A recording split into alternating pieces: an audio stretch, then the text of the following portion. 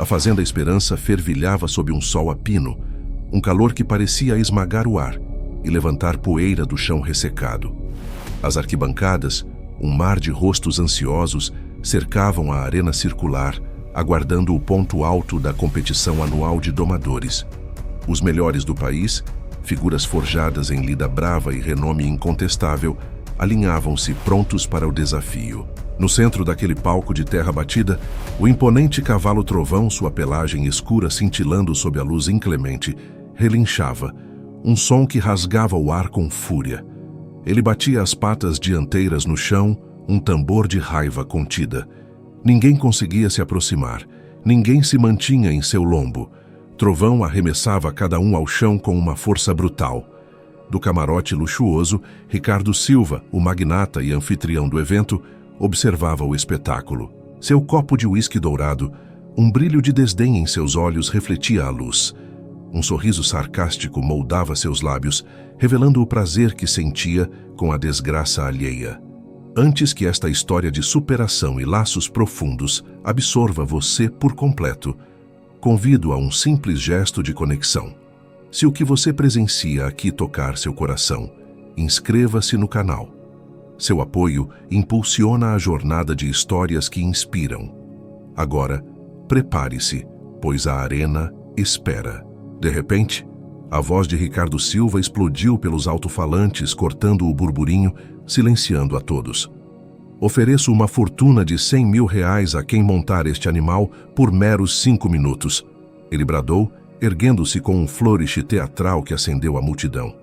A plateia rugiu em aprovação, uma explosão de gritos e assobios.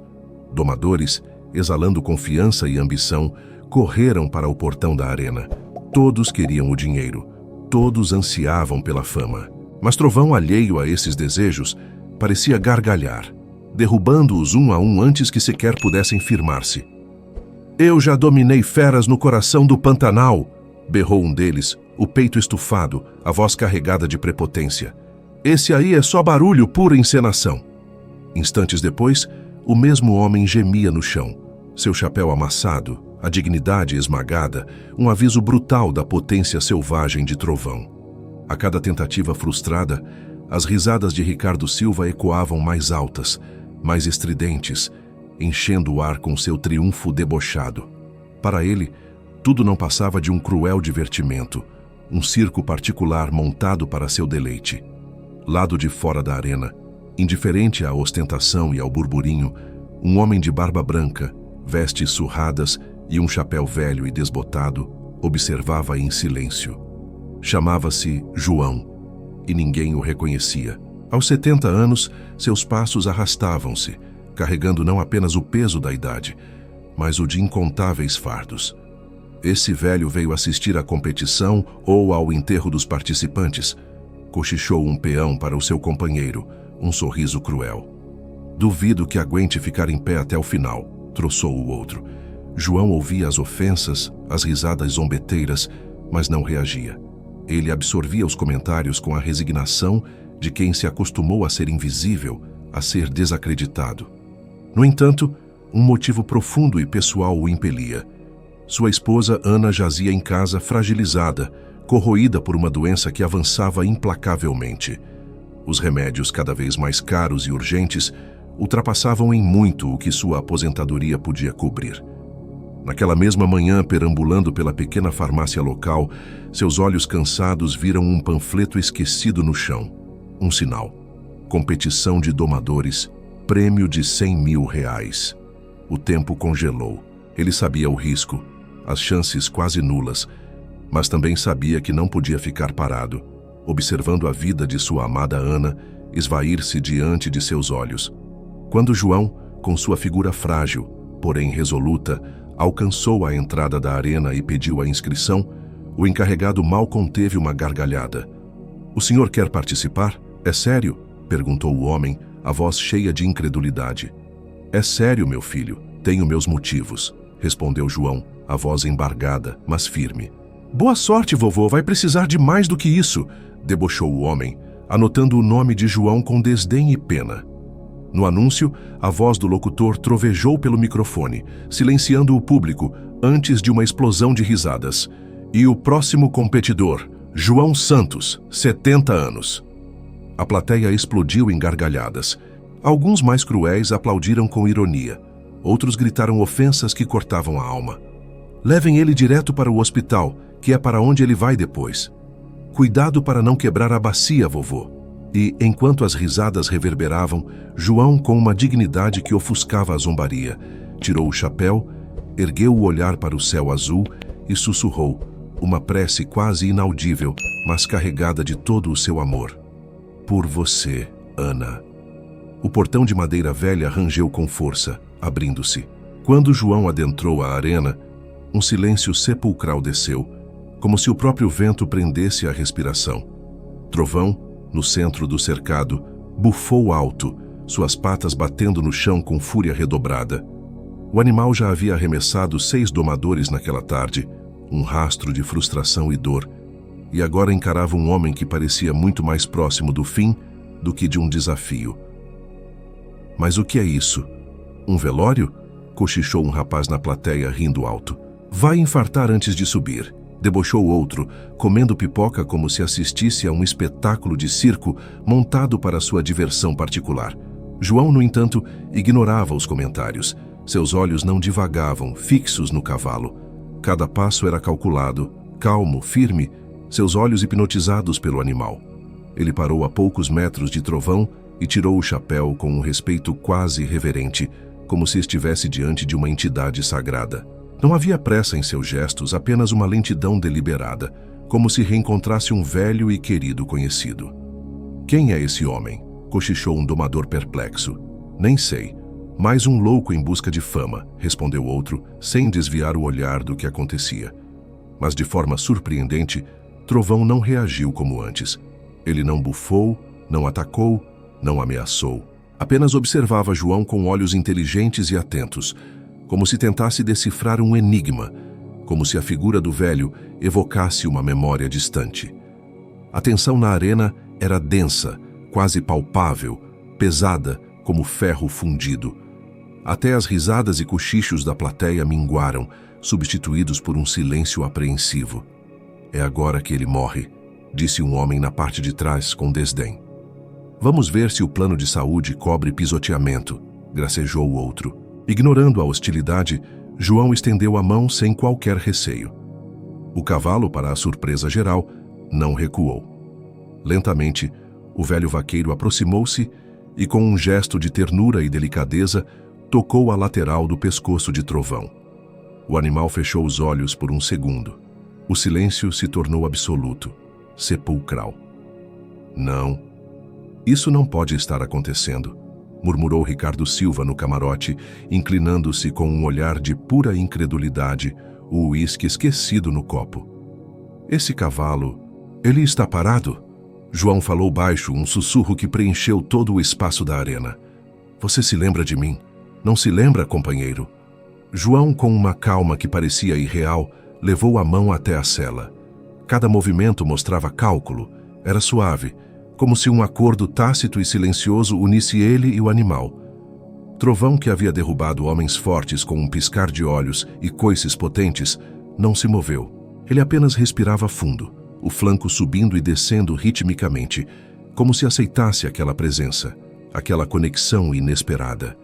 Isso é armação, bradou alguém da arquibancada, rompendo o silêncio atônito. Drogaram o cavalo, só pode ser, acusou o outro. Mas a expressão de João não indicava truque. Era um homem velho, o corpo marcado pelo tempo, as mãos calejadas, montando um cavalo como se reencontrasse um pedaço esquecido de sua alma. Seus pés cansados encontraram os estribos e um arrepio percorreu a multidão. Uma onda de choque silenciosa.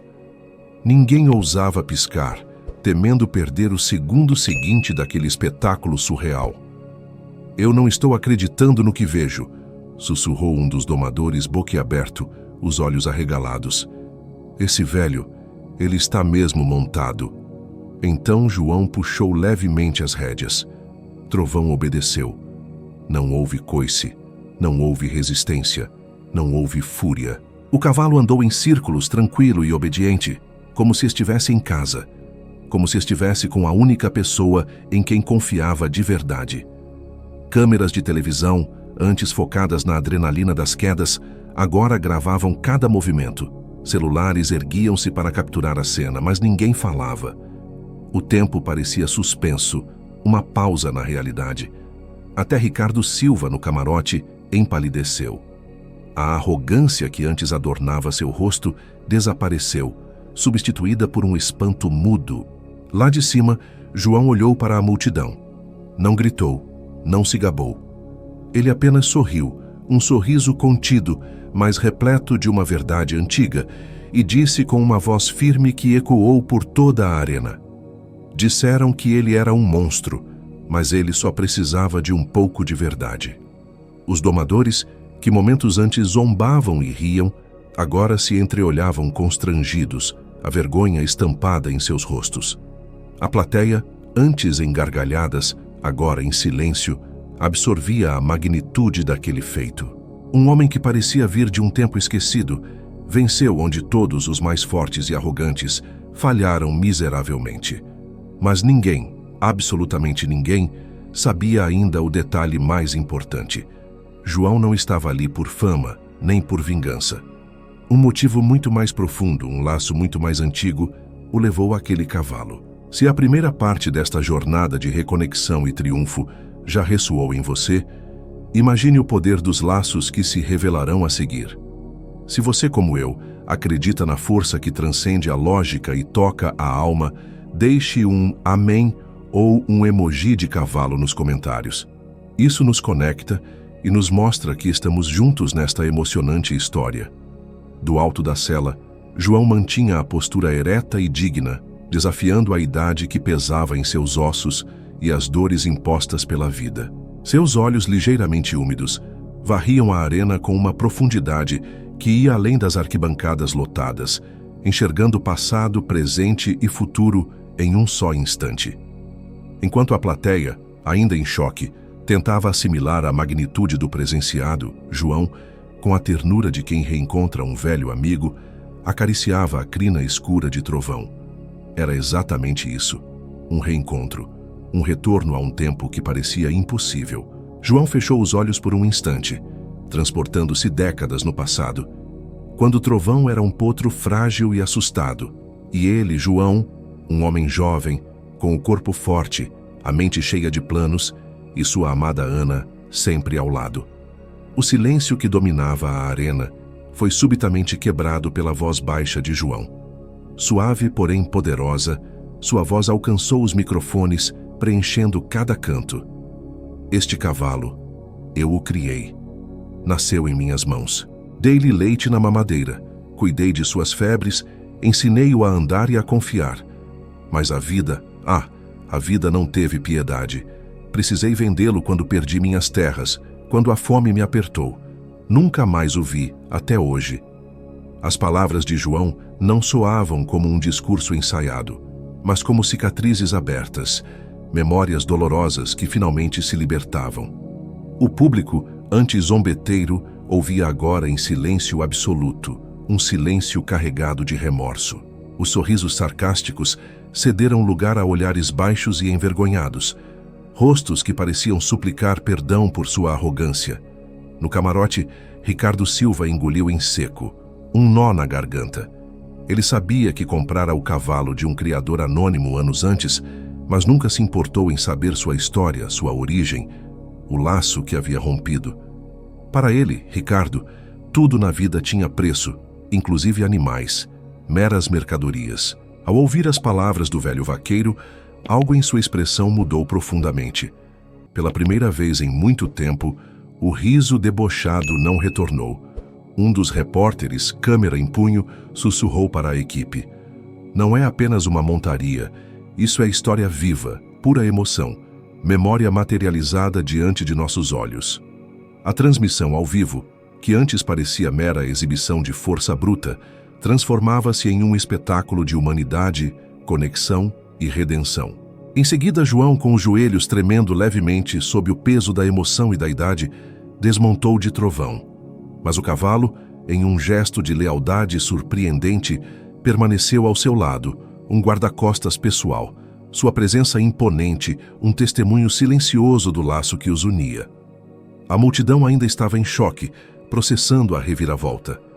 Um dos peões que antes zombara de João sussurrou ao colega: "Acho que fomos longe demais com as piadas, não foi?" O outro apenas assentiu, sem coragem de encarar o velho, a vergonha estampada em seu rosto. Alguns, mais sensíveis àquela demonstração de ternura e verdade, começaram a aplaudir, primeiro timidamente, depois com fervor. Outros apenas observavam em silêncio, compreendendo que presenciaram algo raro, algo que dinheiro nenhum no mundo poderia comprar. Caminhando lentamente, com uma serenidade que parecia emanar da alma, João aproximou-se do centro da arena. Lá ao lado da bandeira da competição estava o envelope com o prêmio, R$100.000. Um fiscal, voz embargada e mão trêmula, estendeu o envelope com hesitação, como se o gesto fosse insuficiente para agradecer o acontecido. João o recebeu, olhou profundamente nos olhos do rapaz e disse com simplicidade, que ecoou como um trovão silencioso no coração de todos: "Não é pelo dinheiro, é pela Ana." A frase, direta e sincera, pairou no ar. Ninguém na plateia sabia quem era Ana, mas naquele momento todos, sem exceção, entenderam que ela era a razão de tudo, a força motriz por trás daquela façanha. O locutor da competição, voz embargada, tentou retomar o controle do evento, mas era inútil. Não havia mais espetáculo convencional. Uma verdade superou tudo, uma verdade que nenhuma montaria anterior, por mais impressionante, trouxera à tona. Um jornalista, ávido por um depoimento, tentou se aproximar, mas João recusou gentilmente. "Deixem-me voltar para casa. Já fiz o que precisava fazer." Ele virou-se, envelope no bolso, cabeça erguida, enquanto o trovão o seguia como um cão fiel e protetor. Nenhum funcionário da fazenda tentou impedi-lo. A própria arena reconhecia que aquele velho havia conquistado muito mais do que o prêmio. Ele vencera o tempo, a descrença, o orgulho alheio e sua própria fragilidade. Enquanto João caminhava para fora da arena, as palmas começaram tímidas a princípio, depois intensas, transformando-se em uma ovação crescente. Não eram aplausos apenas pela coragem física, mas por algo maior, pelo amor incondicional, pelos laços que resistem quando tudo parece perdido, por um homem humilhado, ignorado e desacreditado que respondeu com dignidade, afeto e a mais pura verdade. Lá de cima, Ricardo Silva ainda o observava, mas sem sarcasmo. Talvez pela primeira vez aprendera o que realmente significava respeito, o que realmente tinha valor. O caminho de volta para casa, embora o corpo de João carregasse o peso dos anos e das dores do mundo, parecia mais leve, como se um fardo invisível tivesse sido removido. Ele segurava o envelope com firmeza, mas seu olhar brilhava de verdade, um brilho sereno que só nasce ao cumprir uma missão maior que a si mesmo. Ao lado dele, Trovão caminhava sem cabresto, livre como sempre, mas guiado apenas pelo afeto, pela conexão que os unia. Nenhum dos dois falava, mas o silêncio entre homem e cavalo dizia tudo. "Você voltou", pensava o animal. "E você me esperou", respondia a alma cansada de João. Ao chegar em casa, a pequena porta de madeira rangeu, som familiar do lar. Ana estava deitada, frágil, olhos fundos pela febre, pele pálida pelo tempo. Mas ao ouvir os passos conhecidos, virou o rosto lentamente, uma chama de esperança surgindo no olhar. Vendo o marido ali, envelope nas mãos, olhos marejados, um sorriso fraco, mas verdadeiro, surgiu. "Você conseguiu, não é?" sussurrou ela, voz trêmula, mas cheia de certeza. João apenas assentiu, sentando-se delicadamente ao lado da cama, pegando a mão frágil de Ana. "O dinheiro está aqui, minha Ana. Amanhã mesmo compro seus remédios. Daremos um jeito juntos, como sempre fizemos."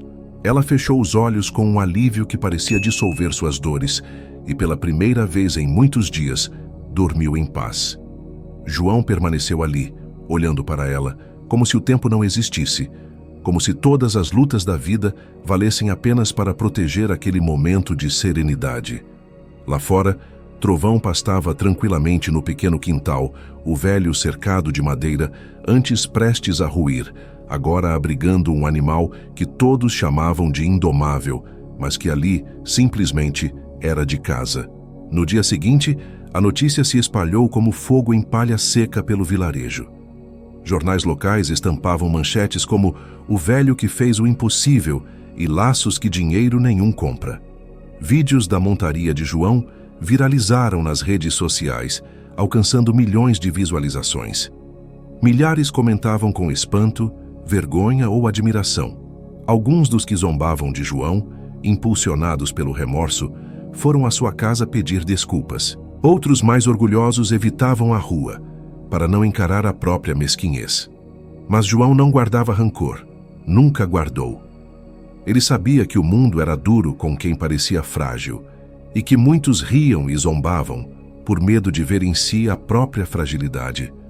Os remédios foram comprados e a farmácia, ao saber da história, recusou o pagamento. "O Senhor nos ensinou mais do que qualquer remédio pode curar", disse o farmacêutico, olhos marejados. Hannah melhorava a cada dia, e João voltava a sorrir devagar, como quem aprende a respirar outra vez, a sentir a vida. Trovão, agora, dormia no quintal, deitado na terra, como quem reencontra seu lugar no mundo. Às vezes, encostava o focinho na janela do quarto de Ana e ficava ali por horas, um sentinela silencioso. Dias depois, Ricardo Silva apareceu na casa de João, sem câmeras, sem repórteres, apenas com o chapéu na mão e um olhar nunca antes visto. Humildade. Pediu desculpas sinceras e tentou comprar Trovão de volta, oferecendo o triplo do prêmio original. João negou com um gesto simples e firme. "Este cavalo não tem preço, Sr. Silva. Ele é parte da minha vida e minha vida não está à venda." Ricardo não insistiu. Apenas olhou o animal por alguns segundos e, antes de ir embora, disse: "O senhor me ensinou mais do que qualquer domador. Obrigado." João não respondeu. Apenas observou o homem partir e depois voltou sua atenção para Ana, que agora se sentava à mesa para tomar café, o rosto ganhando cor.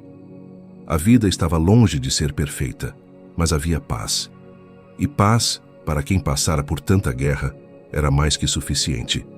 Trovão, como se entendesse a calma que retornava à pequena casa, soltou um relincho suave, quase uma risada de contentamento. No vilarejo, João foi chamado de o último vaqueiro, não por vencer um cavalo, mas por domar a descrença de todos, a arrogância e a falta de esperança. Jovens vinham pedir conselhos, olhos cheios de admiração. Velhos choravam ao lembrar que também foram desacreditados. Crianças olhavam para ele como para uma lenda viva, um herói sem capa, sem armadura, mas com uma alma que nenhum tempo conseguiu dobrar. As semanas passaram, e João voltou à rotina com passos lentos, mas o peito cheio de algo que há muito não sentia. Esperança renovada. Ana agora sorria mais. As cores retornavam ao seu rosto, e mesmo com a idade cobrando seu preço, um novo fôlego unia os dois. Cada dia era uma vitória silenciosa, um brinde à persistência e ao poder do amor verdadeiro. No quintal, Trovão se tornara parte da casa. Nenhuma cerca o segurava, mas ele não fugia, permanecia ali, fiel como sempre. Muitos dos que antes zombavam de João agora levavam filhos e netos para conhecê-lo. Ele não cobrava palestras, nem buscava fama. Mas quando perguntavam como domou o cavalo mais temido do país, ele apenas sorria com humildade e dizia: "Eu não domei. Eu lembrei quem ele era, e ele lembrou quem eu fui." Uma resposta simples que fazia cada pessoa ali refletir sobre memória, afeto e o poder inquebrável do vínculo verdadeiro. Um dia, uma escola local convidou João para conversar com os alunos. Ele hesitou, achando que não teria nada de interessante para a juventude, mas foi. Levou apenas seu chapéu velho e uma foto antiga. Ele, Ana e um potro recém-nascido, Trovão, ainda sem nome. Ao terminar sua história, a sala estava em silêncio absoluto, a emoção pairando no ar. Um garoto levantou a mão e perguntou com inocência: "O senhor se sentiu velho demais para tentar?" João sorriu, olhos marejados, e respondeu: todos os dias. Mas o amor nos dá força onde achamos que só há cansaço. A partir daquele dia, nenhuma criança na cidade ignorava quem era o velho João. Nenhum adulto deixava de repetir sua frase. Em festas, ele era homenageado, mas nunca se deslumbrou.